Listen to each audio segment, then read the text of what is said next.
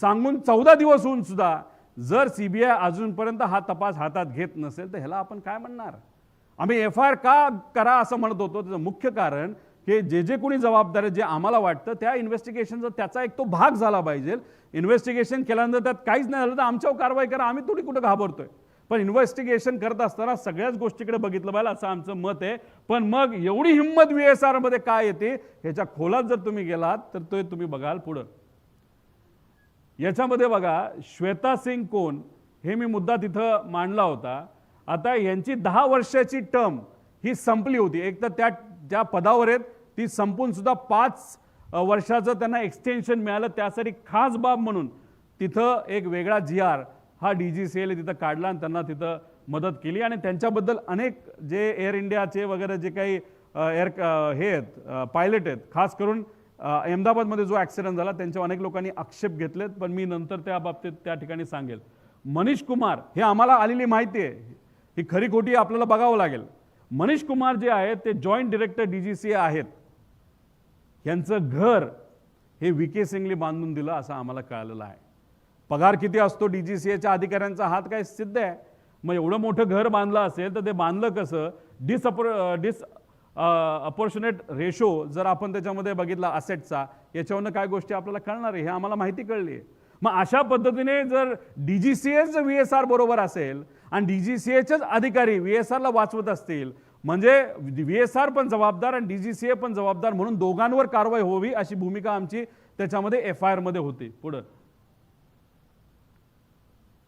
आता हे बघा, हे दुसरं सुरुवातीला गेल्या काही दिवसांपूर्वी एक वेगळी लिंक मी दाखवली होती, वेगळी लिंक तुम्हाला दाखवतो. आणि ह्याच्या पुढे जाऊन सुद्धा अनेक लिंक आहेत, पण मला अजून खोलात जायचं नाही. त्यामुळे जे कोणी जर दबाव आणत असतील त्यांना एवढीच विनंती आहे, आमचं काही तुमच्या इन्व्हेस्टमेंटची घेणं देणं नाही. तुमचा पैसा हा लेजिटिमेट आहे का तुम्ही हवाला कंपनीतून आणला ह्याचंही आम्हाला काही घेणं देणं नाही. आम्हाला फक्त एका गोष्टीचं घेणं देणं आहे की महाराष्ट्राचा मोठा नेता या अपघातात दुर्दैवी मृत्युमुखी त्या ठिकाणी पडलेला आहे, त्यांना न्याय मिळणं हे आमच्या सर्वांसाठी महत्त्वाचं आहे आणि इन्व्हेस्टिगेशन योग्य पद्धतीने होणं हे महत्त्वाचं आहे. आणि याच्यात जर बघितलं VK सिंग, सिमी सिंग हे शेअर होल्डर आहेत, पण विस्ता सेल्समध्ये प्रेफरन्स शेअर्स कोणाचे? या VSR व्हेंचरमध्ये प्रेफरन्स शेअर 90 लाख शेअर्स कोणाचे आहेत? तर विस्ता सेलचे आहेत. आता विस्ता सेलमध्ये 2 प्रमुख कंपन्या, अमुजा विनकॉम आणि लंबोदर वाणिज्य, या दोन्ही विस्ता सेलच्या 96% विस्ता सेलमध्ये या 2 कंपन्याचं त्याच्यामध्ये इन्व्हेस्टमेंट आहे.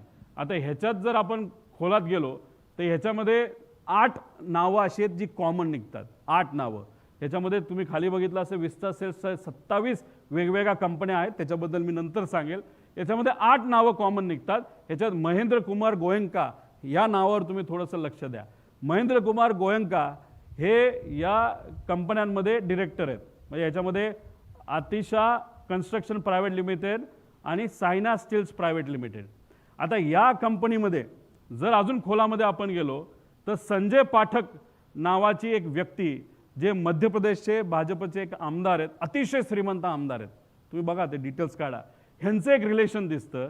आणि ह्यांच्या ज्या कंपन्या आहेत ह्या कंपन्या जर आपण खोलात जाऊन बघितलं तर ह्याच्यामध्ये या संजय पाठकचे मुलगा हा डायरेक्टर म्हणून आहे. आता ह्याच्यात तुम्ही पुढे घ्या. आता ह्याच्यामध्ये हे आहेत संजय पाठक, ह्यांच्याबद्दलच्या बातम्या तुम्ही ऐका. ह्याच्यामध्ये 242 कोटीचं विमान त्यांनी घेतलं. आता ते कोणाच्या नावावर बघावं लागेल, VSR का कोणाचा, ती माहिती आम्हाला माहीत नाही. आता ती इन्व्हेस्टिगेशनली बघा. म्हणजे एवढी मोठी माणसं जर VSRच्या पाठीमागे असतील, DGCA या लोकांना पण वाचवण्याचा प्रयत्न करत असावं आणि VSRला पण वाचवायचं, म्हणजे दादांचं इन्व्हेस्टिगेशन राहिलं बाजूला तर DGCAचं काम काय, नाही तर मंत्रालयाचं काम काय, तर या लोकांना वाचवा असं कुठेतरी सांगण्याचा प्रयत्न त्या ठिकाणी केला जातोय असं आमचं ठाम मत आहे. आणि हे कुठेतरी त्या ठिकाणी सिद्ध होतं. आता ह्याच्यात दुर्दैव बघा, एका जजनी काय सांगितलं, जज refuses to hear mining scam petition of BJP MLA जो आहे तो आहे हा, म्हणजे कोण, काय नाव आहे, संजय पाठक. आता जजच म्हणतो बाबा आम्हाला काय हे ऐकायचं ना का हा पैसे देतोय आम्हाला, तर जजलाच मॅनेज करण्याचा प्रयत्न संजय पाठक करत असेल तर DGCAच्या अधिकाऱ्याला मॅनेज करायला किती वेळ लागतो? ठाम आमचं मत आहे. त्यासाठी इन्व्हेस्टिगेशन योग्य पद्धतीने होणं महत्त्वाचं आहे. कोण हा संजय पाठक, कोणाचे काय इन्व्हेस्टमेंट हे आपल्या सगळ्यांना त्या ठिकाणी बघावं लागेल. पुढं आधी ते कुठल्या ते स्कॅममध्ये पण इन्व्हॉल्ड आहेत. आता हा आहे दुसरा, महेंद्र कुमार गोयंका. दुसरं महेंद्र कुमार गोयंका शिव मिनरल्स नावाची आहे, त्याच्यामध्ये तो एक डिरेक्टर आहे चिरेला श्रीमान नारायण नावाचा. आता चिरेला श्रीमान नारायण डिरेक्टर हा स्टॅम्पेड कॅपिटलमध्ये सुद्धा आहे. स्टॅम्पेड कॅपिटलचं नाव आता बदलण्यात आले GACM टेक्नॉलॉजीज.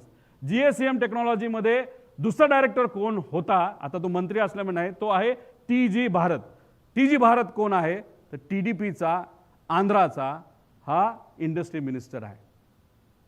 मग TDPचं हे दुसरं रिलेशन निघालंय. VSRचं कुठं ना कुठं तरी या लोकांची लिंक असल्यामुळे DGCAच्या माध्यमातून इन्व्हेस्टिगेशन हे पारदर्शक होत नाही आणि दादांना न्याय देण्यासाठी म्हणून मुद्दामून या ठिकाणी उशीर होतोय. आणि उशीर होत असताना जेव्हा न्याय दिला जाईल तो योग्य पद्धतीने दिला जाणार नाही असं आमच्या सगळ्यांचं तिथं मत आहे. आणि हे सगळे पुरावे सकट आम्ही दिलेलं आहे. हे ते कंपन्या आहेत, त्याच्यात कोण कोण डायरेक्टर होतं, मंत्री असल्यामुळे डायरेक्टर राहता येत नाही, ते आता बदललेले आहेत असं आम्हाला कळते. पण रिलेशन तर आहेच ना पुढं. आता हे सूर्यवंशी आहेत नाशिकचे फार मोठे इंडस्ट्रियलिस्ट आहेत. महाराष्ट्रात सुद्धा त्यांचा व्यवसाय, मध्य प्रदेशमध्ये फार मोठ्या भाजपच्या नेत्यांबरोबर त्यांचं आर्थिक संबंध आहे असं त्या ठिकाणी बोललं जातं. या व्यक्तीली जरूरत नसताना सुद्धा या रिकॅपिटलला सांगून VSRला गॅरंटी दिली. VSRला लोन मिळत नव्हतं, पण सूर्यवंशीली दिलीप बिल्डकॉन नावाच्या कंपनीली गॅरंटी दिल्यामुळे VSRला पहिलं लोन मिळालं. पुढे जावा. दिलीप बिल्डकॉन कोण आहे, नाशिकचा आहे. त्याला काय काय मिळालंय काम, समृद्धी महामार्गाला त्याला 1700 कोटीचं काम मिळालं. राष्ट्रीय महामार्गाला जर 911 कोटीचं काम मिळालं. रोड अपग्रेडेशन हे आहे 580 कोटी. हे फक्त महाराष्ट्र आहे. नाशिकच्या कुठल्याही नेत्याला विचारा की तुम्हाला कळेल की दिलीप बिल्डकॉन कोण, तर हे लोक तिथे सांगतील.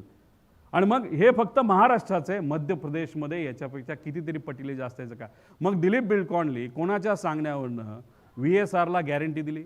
इथं घरचे माणसं आपल्याला गॅरंटी देत नाही आणि इथं गॅरंटी देणारे हे मोठे बिझनेसमन जे VSRला ओळखत सुद्धा नाही अशा लोकांना जर हे गॅरंटी देत असतील तर कोणाच्या सांगण्यावरनं दिली. मग तो सांगणारा कोण एवढा मोठा माणूस, आणि तो एवढा मोठा माणूस जर या VSRच्या पाठीमागे असेल तर कसं न्याय मिळणार पुढं. वेल्सपनबद्दल मी तुम्हाला सांगितलेलं आहे. वेल्सपनचं सुद्धा पॉलिटिकल पर्सन गुजरातचे, त्यांची रिलेशन आहे. ह्याच्यात काय खोलात जाणार नाही. ह्यांनी कसं रिस्ट्रक्चर केलं आहे, NBFC नसताना कसे पैसे दिलेत हे सिद्ध होतं. 100 कोटीपेक्षा जास्त पैसा दिला आहे पुढं. आता हे मी तुम्हाला सांगितलं NBFC जे आंध्राची आहे ह्याचंही रिलेशन तुम्हाला माहिती आहे. TDP बरोबर कसं रिलेशन आहे हे मी आधीच सांगितल्यामुळे मी ह्याच्या खोलात तिथं जात नाही. आता हे अग्रीमेंट आहे. आता पण ह्याच्यामध्ये अजून एक गोष्ट तुम्ही पुढे जाऊन बघाल की जे एव्हिएशन मंत्री आहेत ते का ॲक्शन घेत नसतील, नाही तर घेऊ